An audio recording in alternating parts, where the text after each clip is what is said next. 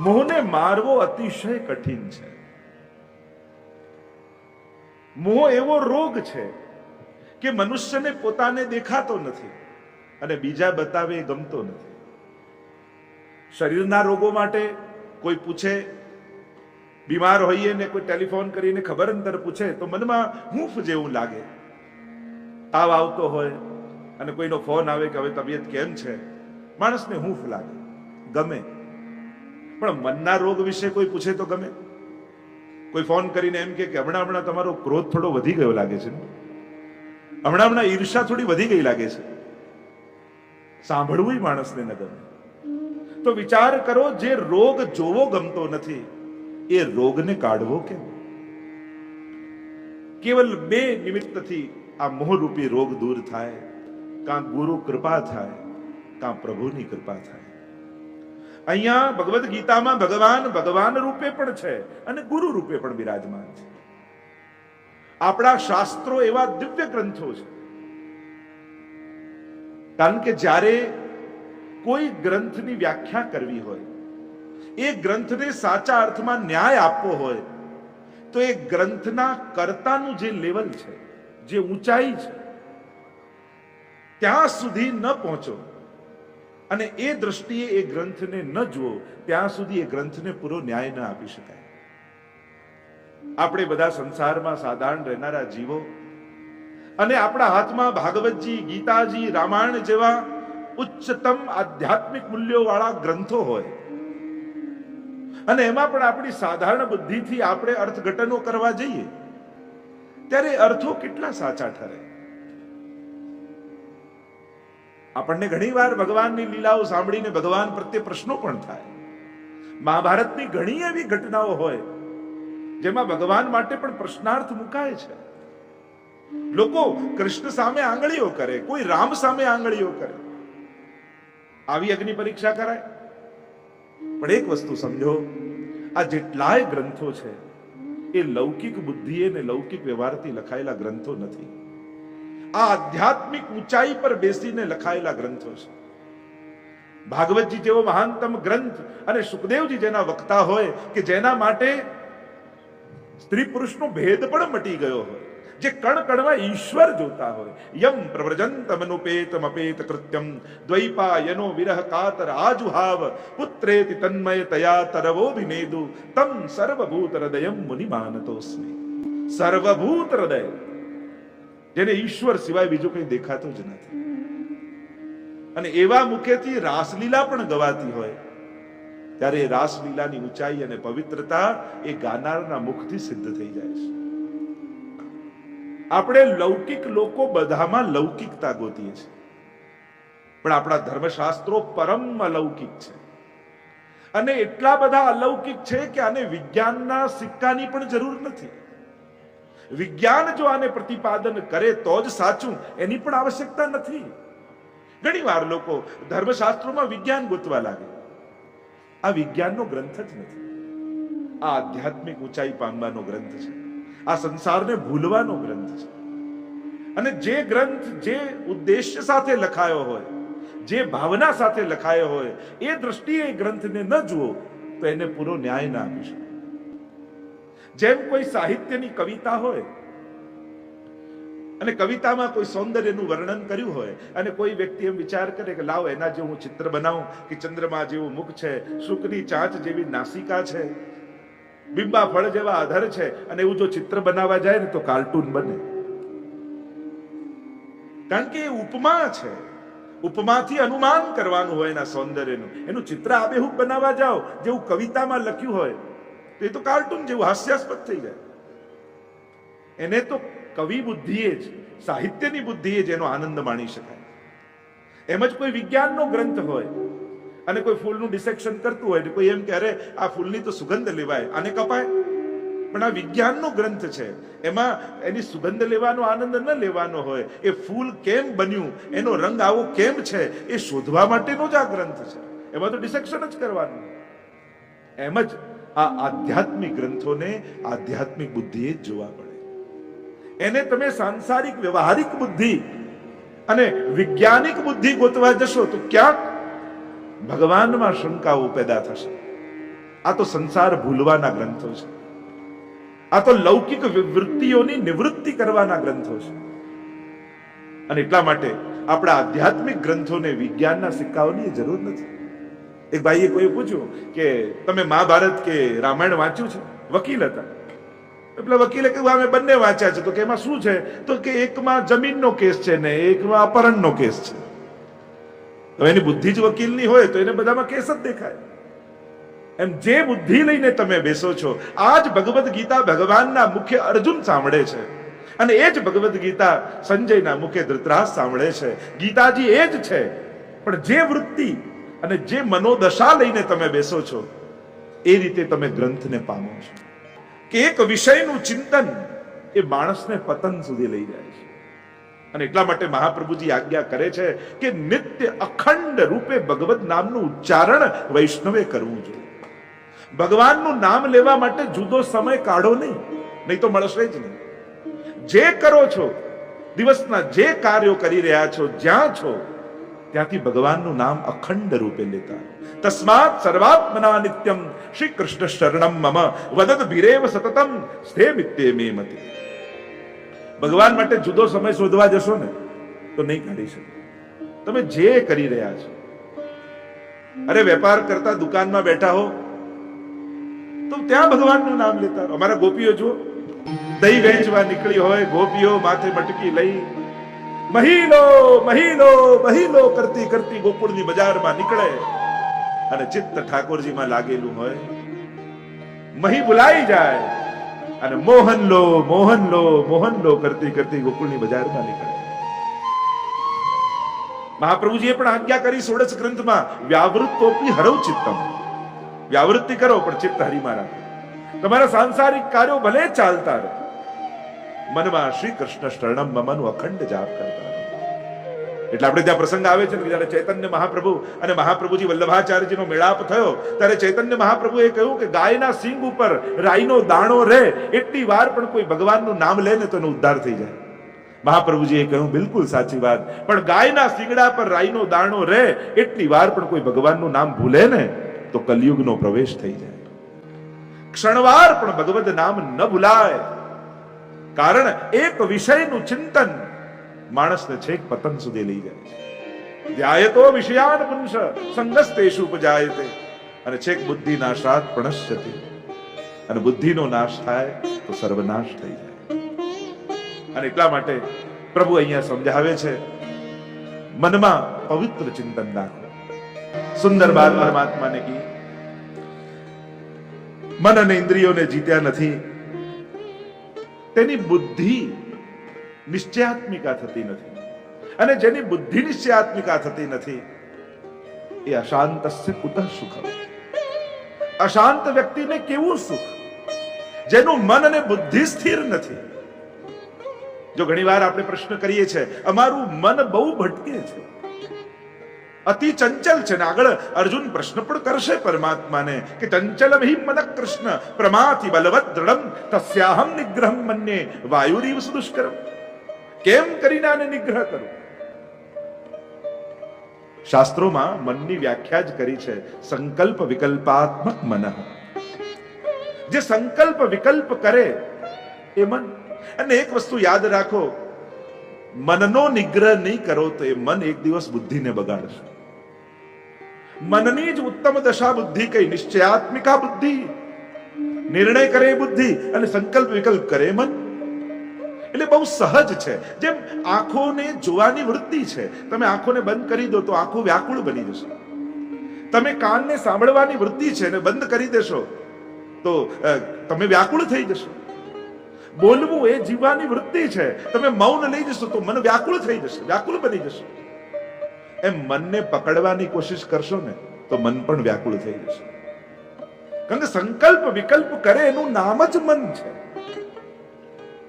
સ્થિર મન તો બે જણાનું હોય, કાં કોઈ બહુ મોટો યોગી હોય ને કાં કોઈ ડિપ્રેશનમાં હોય. જે ડિપ્રેશનમાં હોય ને એના મનને કોઈ ઈચ્છા ન જાગે, એને કોઈ સંકલ્પ વિકલ્પ ન થાય, એનું તો હતાશ મન પડ્યું રહે. અને કાં કોઈ મોટો યોગી હોય જેને યોગસ ચિત્તવૃત્તિ નિરોધ, જેને ચિત્તવૃત્તિનો રોધ કર્યો હોય, નિરોધ કર્યો હોય, યોગને સિદ્ધ કર્યો હોય, તો મન દ્વારા એનો નિગ્રહ કરી અને નિશ્ચયાત્મિકા બુદ્ધિ કરે ત્યારે જ એના જીવનમાં શાંતિનો ઉદય થાય. ઘણીવાર આપણી ગેરસમજ એ થાય, આપણે એકાંતને શાંતિ માની લઈએ છીએ. ક્યાંક હિલ સ્ટેશનમાં ગયા હોઈએ યા રૂમમાં ક્યાંક એકલા બેઠા હોઈએ તો એમ લાગે કેવી શાંતિ છે. એ શાંતિ નથી, એ એકાંત છે. અને એકાંત શાંતિ જેવું ભાસે છે, પણ થોડી જ વારમાં એ એકાંત ઉદ્વેગ આપનારું થઈ જાય છે. કારણ કે જ્યારે શરીર શાંત થઈને બેઠું હોય ને ત્યારે મન એવું ચકડોળે ચડે કે બધે ફરીને આવી જાય. અને મોટો પ્રશ્ન એ કે મન બધે ભટકે છે કે મનમાં બધું આવે છે. ઘણા લોકો કે મારું મન ભટકે છે એટલે શું તમારા શરીરને છોડી મન બધે આટા મારીને પાછું આવે છે? મન તમને છોડીને જાય છે કે મનમાં બધા વિષયો આવે છે? આ બધી ઇન્દ્રિયો દ્વારા મન વિષયોનું ગ્રહણ કરે છે.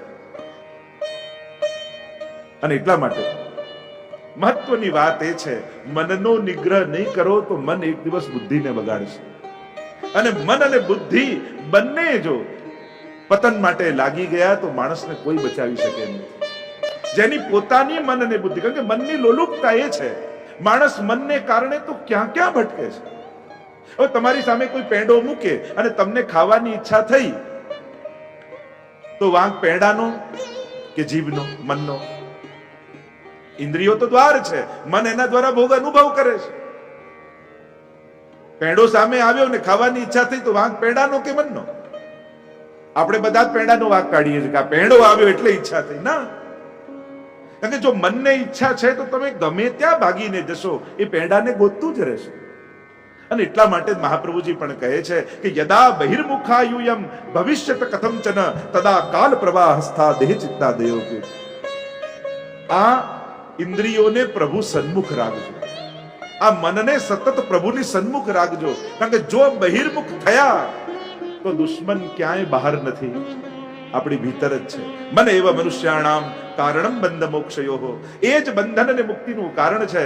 તાળું ખોલવાની ચાવી જુદી અને બંધ કરવાની ચાવી, આમ બે ચાવી ન હોય, ચાવી એક જ હોય. કઈ બાજુ ફેરવો એ તમારે નક્કી કરવાનું, મુક્તિ બાજુ કે બંધન બાજુ.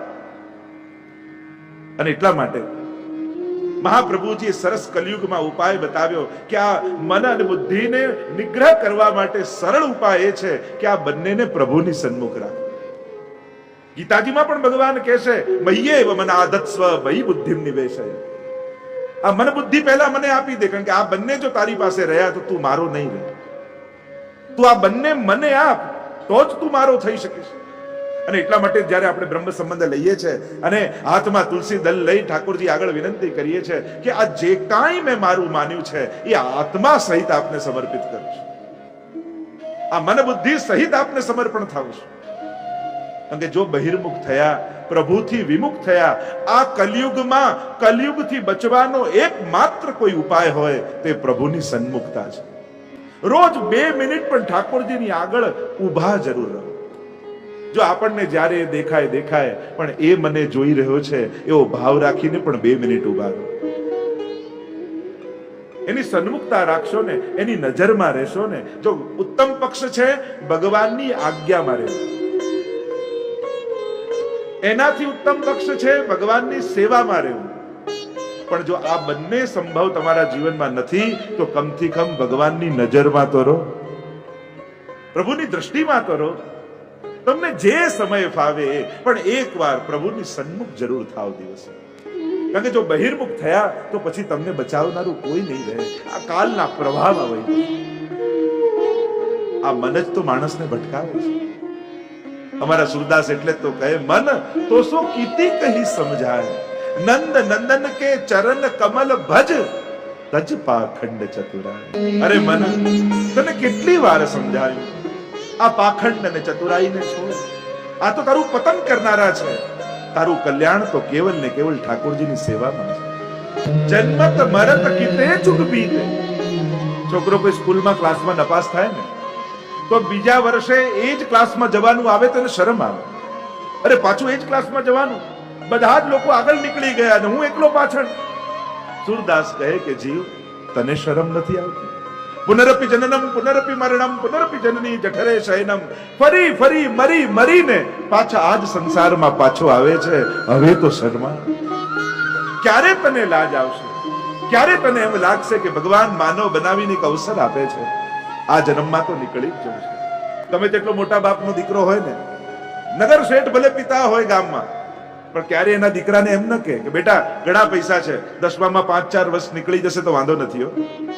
પિતા તો એમ કે તને ટ્યુશન કરાવું, ક્લાસીસ ભરાવું, પણ આ જ વર્ષમાં નીકળી જજે. એમ સદગુરુ મળે તો એ પણ એમ જ કે તારી પાસે પણ બહુ સમય નથી, આ જ જન્મમાં પાર નીકળી જજે. ગીતાજીમાં ભગવાન સમજાવે છે કે આજ તારી નિશ્ચયાત્મિકા બુદ્ધિ એ જ તારા જીવનમાં શાંતિનો ઉદય કરશે. અશાંતસ્ય કુતઃ સુખમ. જેના ચિત્તમાં જ અશાંતિ છે એને ક્યાં કોઈ પ્રકારનું સુખ મળવાનું?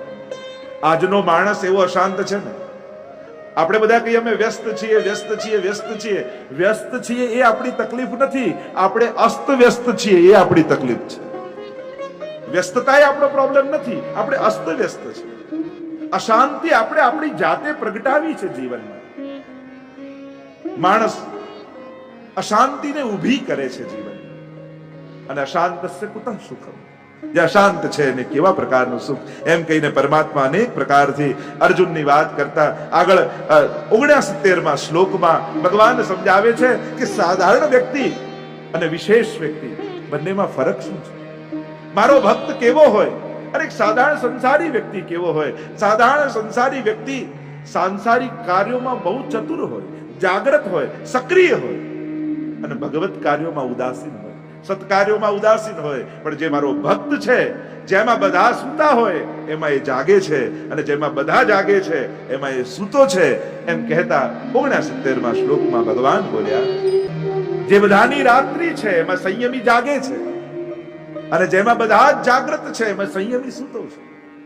સાંકેતિક ભાષામાં સમજાવ્યું, જે લૌકિક કાર્યોમાં બધા જ લોકો જાગૃત છે, જ્યારે પણ ભગવત કાર્ય કરવાનું આવે ને ત્યારે મોટા મોટા ભણેલા લોકો, મોટી મોટી ડિગ્રી લીધેલા લોકો પણ અમને શું કહે, આ બધું અમને ન ફાવે, આ બધા ગ્રંથોમાં અમને ન ખબર પડે.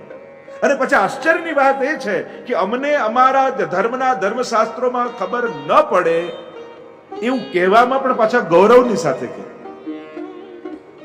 આપણે આમ મંદિરે ન જઈએ, આવું કહેવામાં શરમ આવવું જોઈએ, એ પાછું ગૌરવ સાથે. અને એક માન્યતા એવી આપણે બધાએ ઘર કરી ગઈ છે આપણા હિન્દુઓના મનમાં કે આ બધું અઘરું. અને ઘણા લોકોએ કોશિશ કરી આ અઘરું બનાવવાનું, કારણ કે અઘરું ન બનાવે તો પછી એની પાસે કોણ જાય? વ્યક્તિને પોતાને વાંચીને સમજમાં આવી જાય તો પછી એનું કેમ ચાલે? સીધી સાદી વાત આજે બધાને કહી દઉં, આ કાંઈ અઘરું નથી. સંસ્કૃત આપણને આવડતું નથી એટલા માટે અઘરું લાગે. કોઈને અંગ્રેજી ના આવડે અને અંગ્રેજીનું કોઈ પુસ્તક આપો તો એને કઠિન લાગે. અઘરું નથી, આપણને ભાષા નથી આવડતી. પણ આજકાલ તો બધા જ ભાષામાં ભાષાંતર મળે છે. પણ હિન્દુ થઈને કોઈ એમ કહે કે મને ગીતાજીમાં શું છે ખબર નથી, તો એને શરમાઈને ડૂબી મરવા જેવું કહેવાય. તમે હિન્દુ છો અને તમને ગીતાજી વિશે ખબર નથી, તમે હિન્દુ છો ને તમને ભાગવત વિશે ખબર નથી. કોઈ વેદ માટે કે ઉપનિષદ માટે કે તો સમજાય, પણ આ તો ભારતની સંસ્કૃતિના પાયાઓ છે. અને આ પાયાઓ તમે નહીં જાણો, એનું સન્માન નહીં કરો, એનો આદર નહીં રાખો, ભલે વાંચતા નહીં પણ ગીતાજી અને ભાગવતજી ઘરે તો રાખો. ઘણીવાર મને એમ થાય, કોઈના ઘરે ઘણો પ્રસંગ હોય અને લોકો ઘણી ગિફ્ટો ને રિટર્ન ગિફ્ટો આદિ આપતા હોય, શું તમે એવું નક્કી ન કરી શકો તમારે ત્યાં લગ્ન હોય, જનોઈ હોય, બર્થડે હોય તો રિટર્ન ગિફ્ટમાં ગીતાજી અને ભાગવતજી બધાને આપો? શું આમ ન થઈ શકે? ગીતા જયંતિ આદિ અથવા આવા પ્રસંગો આવે એવા સમયે ગ્રંથો આવે, ઘરે હશે તો કોઈ વાંચશે. પ્રયાસ કરજો, કોશિશ કરજો. જે મૂળ વાત કરી રહ્યો છું, જેમાં જાગવું જોઈએ એમાં સૂતા છે લોકો. પોતાના ધર્મ વિશે, સંસ્કાર વિશે ગમે તેટલી સારામાં સારી સ્કૂલમાં મોકલો, ભણતર મળશે પણ સંસ્કાર નહીં મળે. સંસ્કાર પૈસા ખર્ચી દેવાથી આવતા નથી, એના માટે તો મા બાપે જ બાળકો માટે સમય કાઢવો પડશે. અને મા બાપ જો સમય નહીં આપે તો સંસ્કાર નહીં આવે. તમારે જ દીકરાને લઈને આંગળી પકડી મંદિરે લઈ જવા પડશે, પાઠશાળાઓમાં લઈ જવા પડશે, કથાઓમાં લાવવા પડશે. એક દીકરાએ એના પિતાને પૂછ્યું કે પપ્પા લેસન આપ્યું છે સ્કૂલમાંથી 5 પાંડવોના નામ લખાવો ને. અને પપ્પા એવા નારાજ થયા, અરે તું આટલો મોટો થયો ને તને 5 પાંડવોના નામ નથી આવડતા, લાવ રામાયણ લાવ, હમણાં લખાવી દઉં. પપ્પા જો રામાયણમાં પાંડવોના નામ ગોતતા હોય તો એના દીકરાનું શું થાય? પિતા અને માતાને જ ખબર ન હોય કે ભાગવતજી શું ને ગીતાજી શું, તો એના બાળકોનું શું થાય? બાળકોને કેવલ ઉપદેશ ના આપો, એને પ્રેરણા આપો. ઉપદેશ આપવા માટે ખાલી જીભ ચલાવવી પડશે, પણ પ્રેરણા આપવા માટે તમારે પોતે ધાર્મિક બનવું પડશે. શું ઘર ઘરમાં એમ નક્કી ન કરી શકાય કે રાતના બધા જ ભેગા મળી એક ગીતાજીનો શ્લોક, ભાગવતજીનો અધ્યાય, 84-252 ની એક વાર્તા, આવો ગૃહ સત્સંગ આપણો શરૂ થાય. અને ઘરે ઘરે જો આવા સત્સંગના વાતાવરણ બને તો તમે થતી કથાને માણી શકો. કથામાં કંટાળો માણસને એટલે આવે કારણ કે તમારા માટે એ વિષય નથી, તમે ક્યારે વાંચ્યું નથી, જાણ્યું નથી. યા નિશા સર્વભૂતાનામ તસ્યામ જાગૃતિ સંયમી. જેમાં બધા જ સૂતા છે એમાં સંયમી જાગે છે. જાગૃત થાવ. લોકો મોટા મોટા ભણેલા લોકો સમાજમાં આટલી મોટી મોટી ડિગ્રી લીધેલી હોય, ગુરુ આવે તો એને ચાંદલો કરતા ના આવડે, તિલક કરતા ના આવડે, અમને આ બધું ના આવડે, અને એમાં પાછા ગૌરવ માની. આ શરમાવાની વાત છે, ગૌરવની વાત નથી. પ્રયાસ કરજો. અહીંયા ભણેલો બેસેલો વ્યક્તિ દરેક લોકોને હું કહીશ, બને તો એકવાર ગીતાજી વાંચો.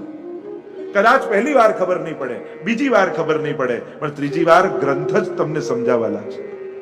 ગ્રંથની કૃપા થાય ને તો આપમેળે ગ્રંથો પોતાના અર્થોને ખોલી ખોલીને સમજાવવા લાગે. પ્રયાસ કરો, ગ્રંથો માટે આદર કરો. આધુનિક વિચારકો રસપ્રદ લાગે, પણ મૂળ ધર્મ ગ્રંથોનું અધ્યયન નહીં કરો ને તો ઘણીવાર બુદ્ધિમાન લોકો સમાજને ધર્મના નામે છેતરી નાખતા હોય. એ જ કૃષ્ણના, એ જ દ્રૌપદીના, એ જ રામ અને સીતાના ઉદાહરણો આપી ક્યાંક કોઈ તમને ખોટા માર્ગે તો નથી દોરી રહ્યું ને? ભગવાનનું નામ આપી કોઈ ગલત વિચારમાં તમને નથી લઈ જઈ રહ્યું ને? જો મૂળ ગ્રંથ વાંચ્યો હશે તો તમે ભેદ સમજી શકશો. કેવલ ભગવાનનું નામ સાંભળીને છેતરાઈ જવાની જરૂર નથી. મૂળ ધર્મ ગ્રંથોનું આરાધન કરો, વાંચન કરો, સાચી દિશા મળશે. વ્યક્તિઓ છેતરશે, ગ્રંથો ક્યારે નહીં છેતરે. યાનીશા સર્વભૂતાનામ તસ્યામ જાગૃતિ સંયમી. સંયમી એમાં જાગે છે, અને જેમાં બધા જ જાગે છે એમાં સંયમી સૂતો છે. લૌકિકમાં કેટલા કુશળ હોઈએ છીએ આપણે, લૌકિક કાર્યોમાં પરમ ચતુર છે, પણ એ જ અલૌકિક કાર્યમાં ઉદાસીન હોઈએ છે. અર્થો તો અનેક પ્રકારથી ગીતાજીના કરી શકાય, અનેક પરિપ્રેક્ષમાં, કારણ કે શાસ્ત્રો છે સર્વતોમુખ હોય છે, એ જુદા જુદા પ્રકારથી સમજી શકાય, એના અનેક પ્રકારથી અર્થો કરી શકાય.